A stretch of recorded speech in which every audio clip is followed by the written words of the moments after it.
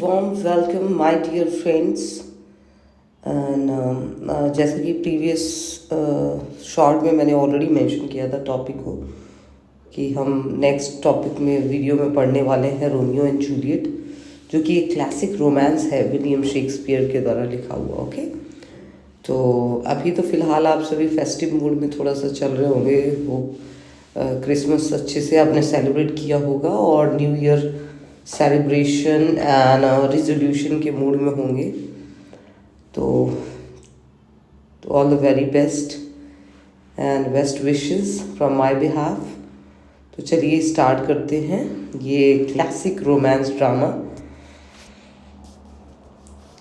ये William Shakespeare का first romantic tragedy है, ठीक है। और अ play crossed star crossed lovers, जिसमें कि दो टीनेजर्स की लव स्टोरी है जो कि स्टार क्रॉस्ड लवर्स हैं। Okay, star crossed lovers basically वो होते हैं जिनमें कि फेट, डेस्टिनी, देयर लव, ये all that reach to the tragic end. Okay, जिसमें कि बहुत ही खतरनाक अंत, दुखद अंत हो जाता है ऐसे में, ठीक है। तो इसके जो सोर्स है वो विलियम शेक्सपियर ने कहाँ से लिया है, ये है ऑर्थर ब्रूक की एक पोम जिसका नाम है, टाइटल है the tragical history of Romeus and Juliet, जो कि इन्होंने 1562 में लिखा था ऑर्थर ब्रूक ने। ओके, तो इन्होंने ये स्टोरी वहाँ से, ये प्ले वहाँ से इंस्पायर होके लिखा था। ओके, तो that's why character is also matched here. It is रोमियस and Shakespeare has modified it as Romeo, okay, and Juliet is of course Juliet only, right? So let's see the characters of the story play. So characters इसमें है, एक तो ruling house of Verona है जहाँ पे ruling family की बात की गई है जो कि उस पर्टिकुलर वेरोना को कंट्रोल करती है फैमिली, राइट। तो वहाँ पे स्कैलस जो है वो वहाँ के प्रिंस हैं, ruling Prince of Verona. Count Paris जो है वो किंग्समैन है जो कि विश करते हैं कि he will marry Juliet, right, he wills to marry Juliet. And Mercutio है जो कि he is also kinsman of the Escalus, but he is also friend of Romeo जो हीरो है इस स्टोरी का, राइट। तो ये हो जाते हैं। फिर हाउस ऑफ कैपुलेट आ जाता है। हाउस ऑफ कैपुलेट में ये सारे कैरेक्टर्स हैं। कैपुलेट जो हो गया वो हो गया पैट्रार्क ऑफ द फैमिली, ठीक है, हेड। लेडी कैपुलेट जो होगी मैट्रियार्क और father of the family, mother of the family. Juliet जो होती है वो होती है इनकी daughter, Capulet and lady Capulet की daughter, only daughter, that is 13 years old and that is Juliet, ठीक है। And she is heroine of the play, ठीक है। फिर टिबाल्ट आता है जो कि कज़िन है, जूलियट का कज़िन है एंड नेफ्यू है लेडी कैपुलेट का, ठीक है। नर्स आ जाती है जो कि पर्सनल अटेंडेंट है जूलियट की। रोजालीन आती है। Rosaline is the niece of Lord Capulet, ठीक है, उसकी भतीजी है। और पीटर, सैमसन एंड ग्रेगरी, ये 3 जो हैं ये इसके कैपुलेट के सर्वेंट्स हैं, ठीक है, हाउस होल्ड सर्वेंट्स, ठीक है। अभी नेक्स्ट हम देखते हैं मॉन्टेग, हाउस ऑफ मॉन्टेग। अब ये जो फैमिली है मॉन्टेग, इसमें कौन कौन से कैरेक्टर, एक तो पैट्रार्क ऑफ द हाउस मतलब father, lady Montague means matriarch of the house, Romeo son of the Montague, ठीक है। तो मॉन्टेग एंड लेडी मॉन्टेग का he is the only son, that is Romeo. And Benvolio Romeo's cousin है and best friend है, ठीक है। ये बेनवोलियो हो गया जो कि कजिन भी है और he is very close to Romeo, so he is best friend also. Abraham and Balthazar are servants of the household, ठीक है। इनके जो सर्वेंट्स हैं ये 2 हैं, अब्राहम है और बैल्थेजर है, ठीक है। अदर्स में कौन सा आ जाता है, एक लॉरेंस है जो कि फ्रांसिस्कन फ्रायर रोमियो कॉन्फिडेंट है, ठीक है। ये जो है रोमियो का बहुत ही ट्रस्टवर्दी पर्सन है। और जो जॉन है, फ्रायर जॉन, ये है sent to deliver Friar Laurence letter to Romeo, ठीक है। ये लॉरेंस का लेटर जो है पास ऑन करता है, डिलीवर करता है रोमियो को, ठीक है। अब कौन बचता है, एक एन एपोथेकेरी है, ठीक है, जो कि दवा बनाने का काम करते हैं जो लोग, जिनसे कि रोमियो पॉइजन लेता है, ठीक है, जो कि बंदा अनविलिंग होता है देने के लिए, बट वो इंसिस्ट करके और रोमियो उससे पॉइजन ले लेता है, ठीक है। और ये कोरस हो गए जो कि ग्रुप ऑफ सिंगर्स कह लीजिए आप, जो कि हर प्रोलॉग से पहले गाते हैं, ठीक है।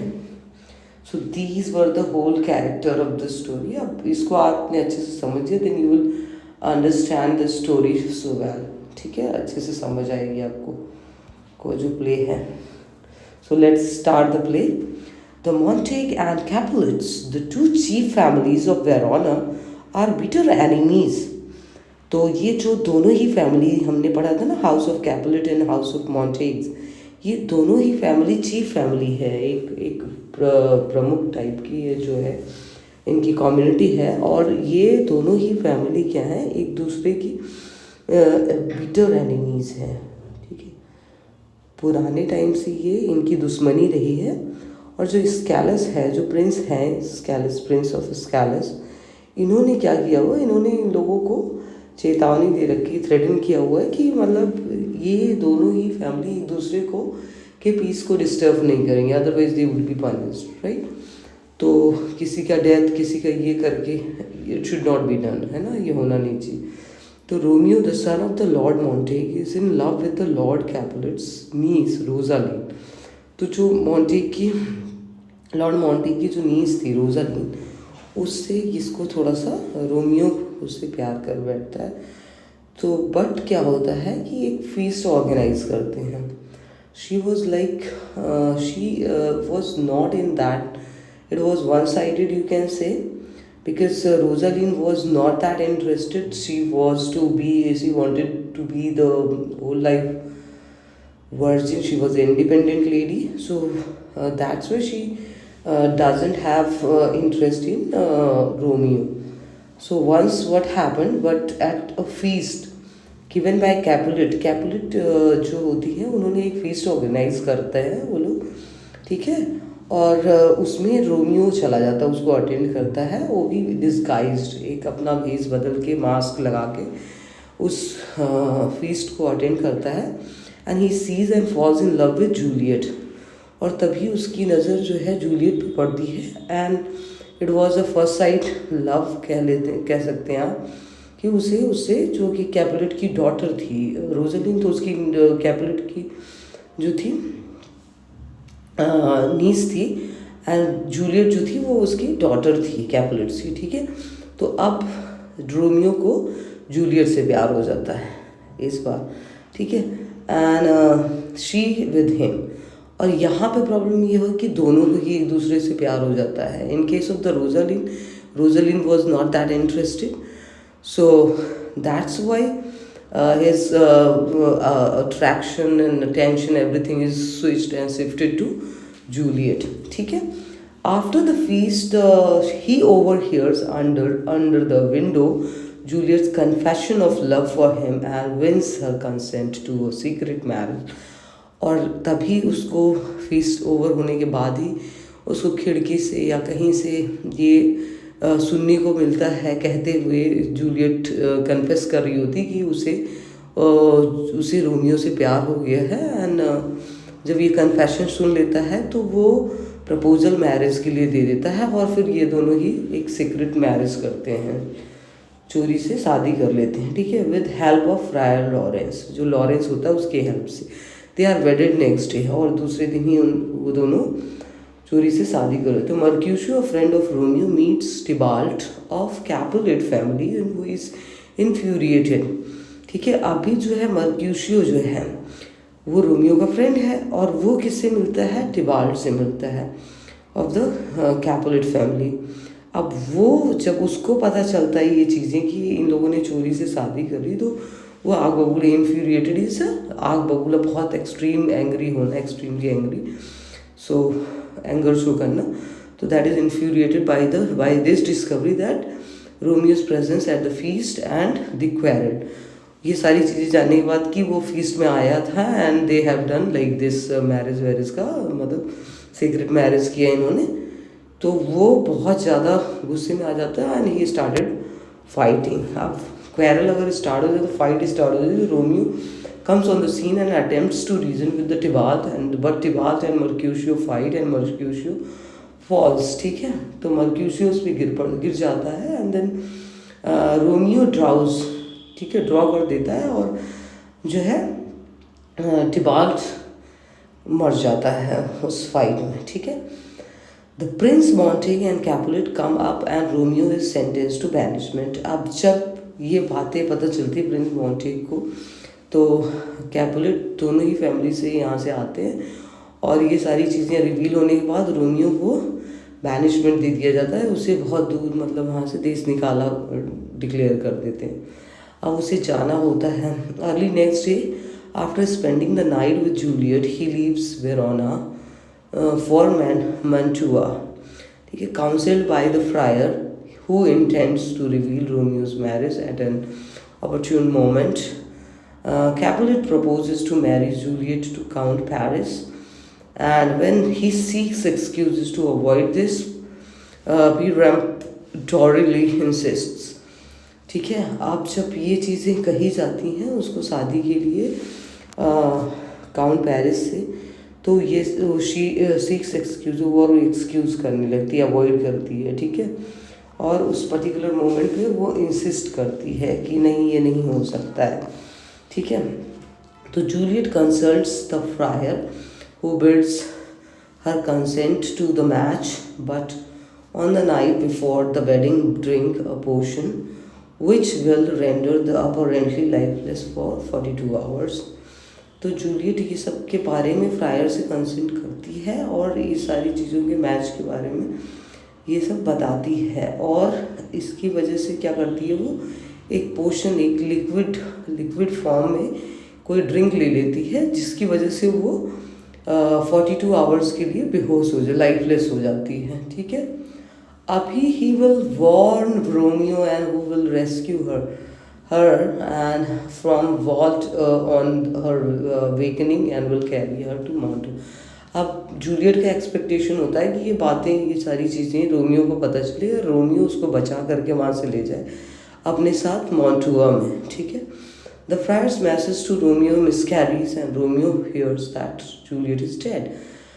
अब जब ये मैसेज वहाँ पास कर रहा होता है तो she got lifeless for 42 hours, but कुछ मिसलीडिंग हो जाते हैं, कैरी हो जाता है मैसेज जो है फॉरवर्ड होता है, वो मिसअंडरस्टैंडिंग की वजह से रोमियो को लगता है, रोमियो ये सुन पाता है कि जूलियट मर गई है। सो अब वो वहाँ से ही rush to Mantua to that place, वहाँ से आते टाइम वो उस जहर खरीद लेता है और he comes to the vault, cemetery में पहुँचता है और to have a last sight, आखिरी बार जूलियट को देखने के लिए वहाँ पहुँचता है and he chances upon Count Paris outside the vault and they fight and Paris killed, ठीक है। काउंट पेरिस को भी वो मार देता है, पीछे बाहर वो सिमेट्री के बाहर ही उससे मिल जाता है और उन दोनों में क्लैश होता है, रोमियो एंड पेरिस में, काउंट पेरिस में, जो कि उससे शादी करने वाला था।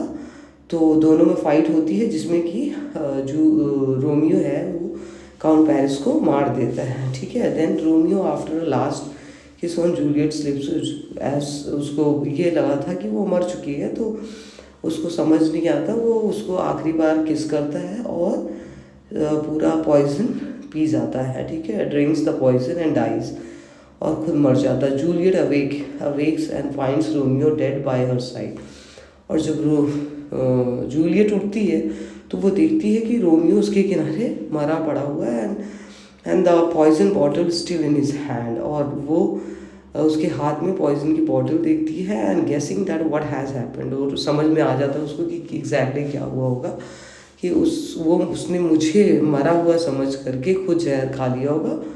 एंड व्हाट शी डिसाइड्स कि वो भी अपने आप को स्टैब कर लेती है चाकू से, अपने को भोग के, और अपनी जान दे देती है।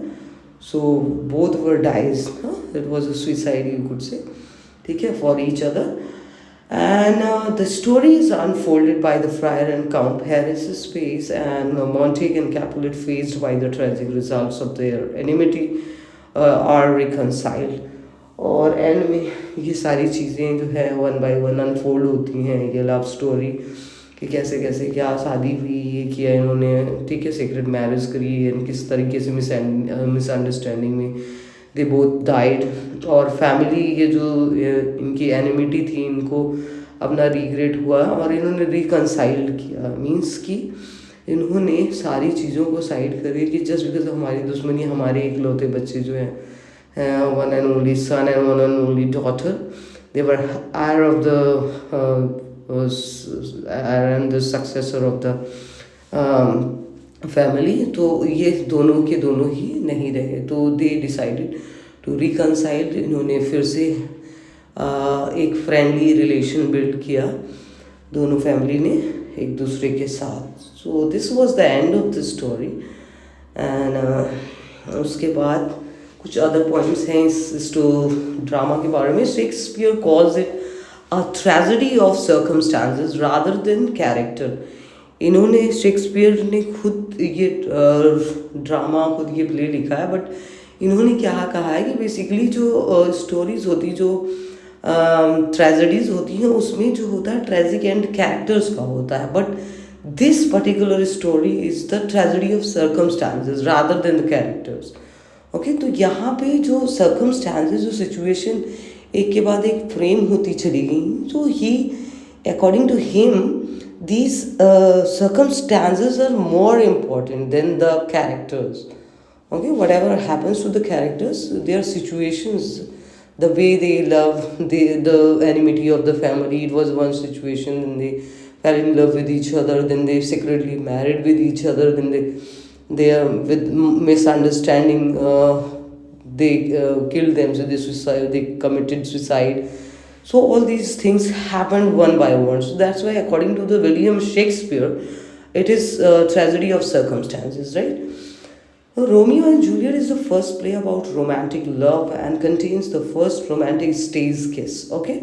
So जो रोमियो एंड जूलियट है, ये जो है फर्स्ट प्ले है जो कि पहली बार रोमांटिक मतलब लव को स्टेज पे शुरू किया गया था, जिसमें कि फर्स्ट रोमांटिक स्टेज किस का परफॉर्मेंस हुआ था एट दैट टाइम.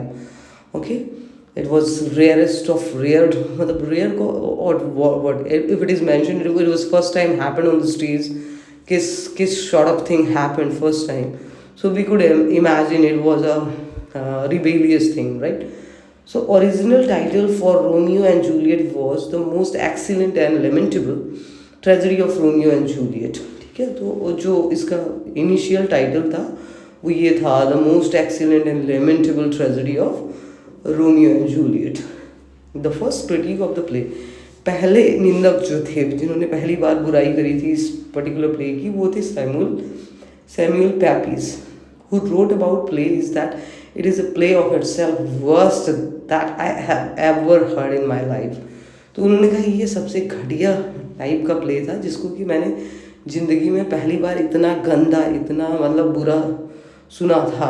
सबसे बुरा जो कोई प्ले मैंने प्ले के बारे में सुना था तो वो ये था.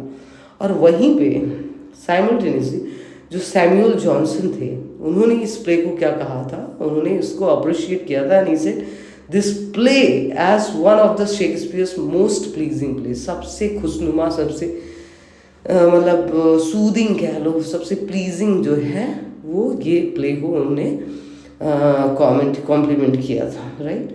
तो both were, the critic was also Samuel Pepys, and the admirer and the appreciator of was also Samuel Johnson, right? So both were the Samuels. Next is some famous lines from the poem. It is very very important as per the exam point. These are the lines, basically these are repeatedly asked in the competitive exam, right? तो ये लगातार पूछे गए हैं, जो कि मैंने कुछ selected कोड्स लिए हैं वहाँ से. What's a name that which we call a rose by any other word would smell as sweet.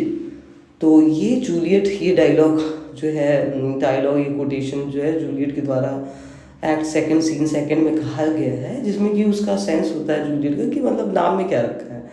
Like अगर रोज़ है, रोज़ को अगर हम किसी और नाम से बुलाएं तो भी उसकी स्मेल उतनी ही स्वीट होगी, राइट? सो इस रेफरेंस में वो कहती है when they get to know about each other that one is romantic and one is Capulet, right? A pair of star cross lovers take their lives.